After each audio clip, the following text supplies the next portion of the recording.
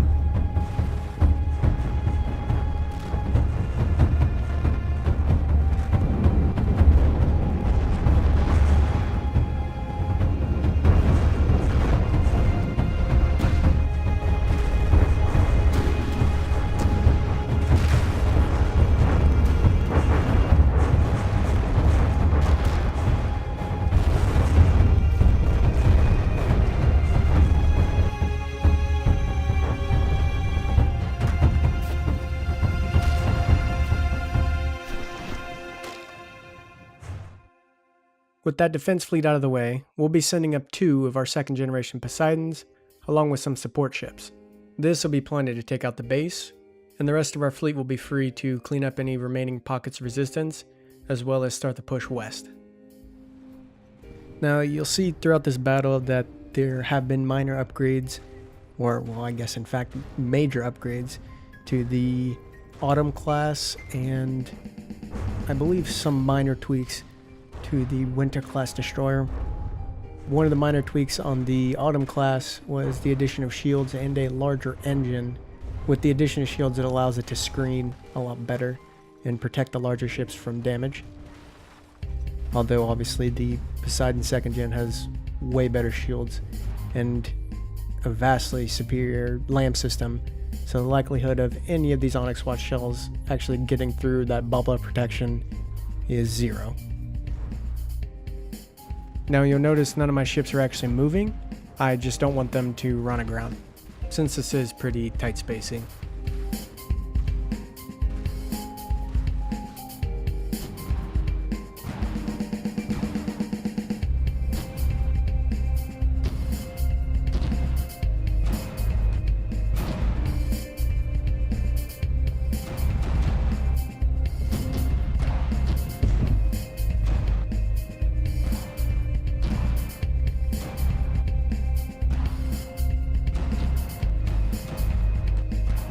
Now every once in a while you'll notice shells ricocheting off of the enemy. Those are actually disruptor shells. The other two types of shells are Hesh and Heat, which the Hesh you can see pretty easily. Every time they hit the target, you'll see a bunch of shrapnel with a kind of cyan trail behind it.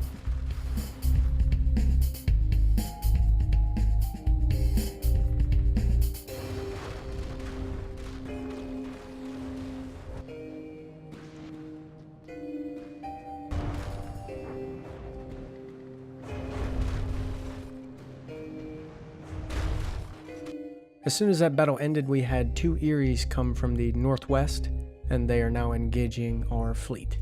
Since the Poseidons did burn a bunch of fuel during the battle and to get here, we run a pretty high risk of running out of fuel during this battle, and that'll kill our lamp system and our shields, so we'll be pretty exposed to these Eries. Luckily, we'll be able to easily get to their shields, and we should have them down relatively quickly.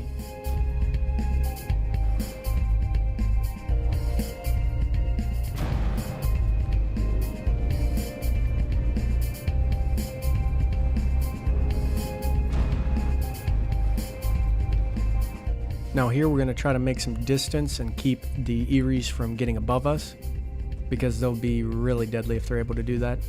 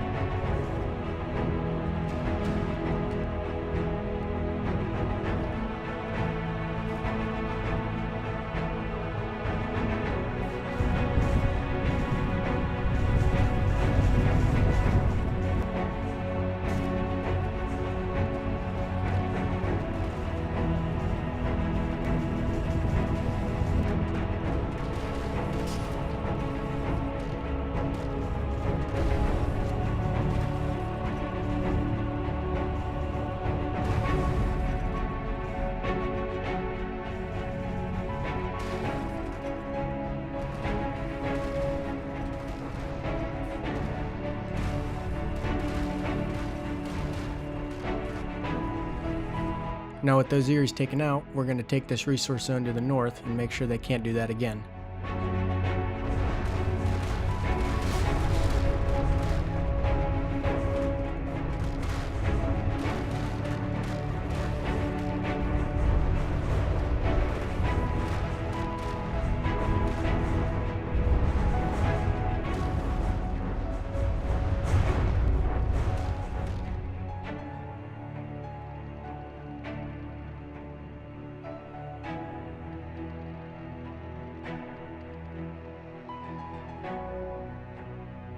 We do have some holdouts to the southeast, but once they're dead, we have total control of the cold lock.